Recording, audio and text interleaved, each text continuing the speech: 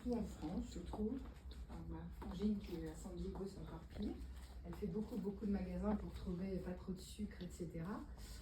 Mais en fait, nous avons des carences dans les hormones. Alors, on va comprendre comment notre cerveau, je vais faire un tout petit peu de scientifique, mais ça veut dire que j'ai parlé tout à l'heure des actions. L'hormone de l'action, elle s'appelle épinéphrine. Quand on ne pose plus d'action, les gens qui disent, avec beaucoup d'amusement, je procrastine en permanence, quand on ne pose plus d'actes, eh bien, ce manque d'actes va provoquer une empathie de soi à soi. Au début, c'est très chouette. On va se dire, bah oui, c'est normal, parce que là, je suis en pause, parce que là, je suis en rupture conventionnelle, parce que là, je change, etc. Ou parce que je ne sais pas où je vais. Mais très vite, ça va nous déstructurer, parce qu'il n'y a plus d'action. Et puis, ça va nous déstructurer sur quoi? Eh bien, sur les besoins de base d'Abraham Maslow. Boire, manger, dormir, comportement sexuel, action. Je ne refais pas tous les besoins de base. Ça va, la reconnaissance également, l'estime de soi également. Tous les besoins-là vont être atteints. Nous avons également l'hormone de la satisfaction qui va être touchée, qui s'appelle la dopamine. Cette hormone de la satisfaction, eh bien, c'est très important quand vous faites quelque chose de bien. Quand on était à la soirée avant-hier, il y a la présidente qui a dit quelque chose de très joli et après elle a fait comme ça, elle s'est fait des bisous. Et j'ai trouvé ça très bien parce que c'est quelque chose qu'elle a appris avec moi, avec les Canadiens. Et j'ai trouvé ça très bien parce qu'elle se revalorisait. Elle qui s'était beaucoup dévalorisée, là elle se revalorisait parce que tout le monde avait dit ouais, c'est super ce que tu as dit, voilà. Et ça, on ne le fait pas assez, même à l'intérieur de soi. Ça fait du bien de se dire ben là j'ai réussi, ou là j'ai bien fait mon travail et je suis fière de moi. Si tous les soirs on travaillait en se disant quelle est la chose où je peux être fière de moi pour recréer de la dopamine. Moi qui travaille avec les patients de Parkinson, j'ai des groupes de parole de patients de Parkinson, eh bien on va voir que les Parkinsoniens ont un manque de dopamine.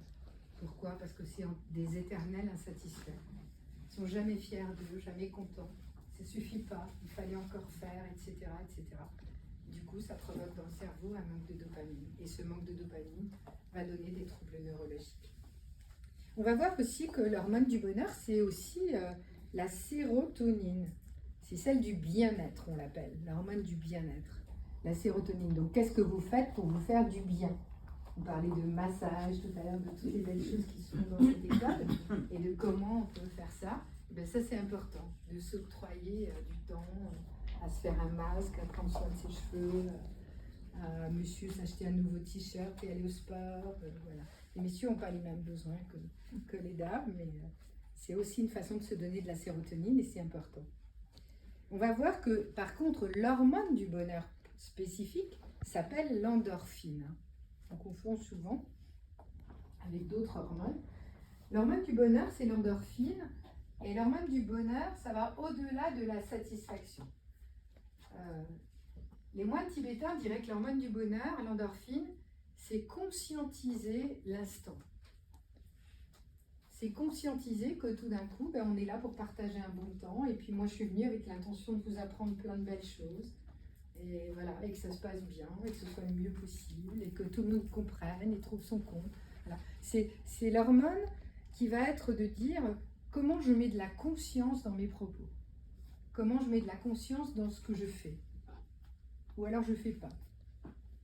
Je vais citer un exemple.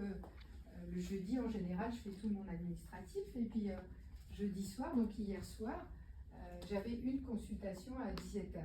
J'ai appelé la dame en disant je suis très fatiguée.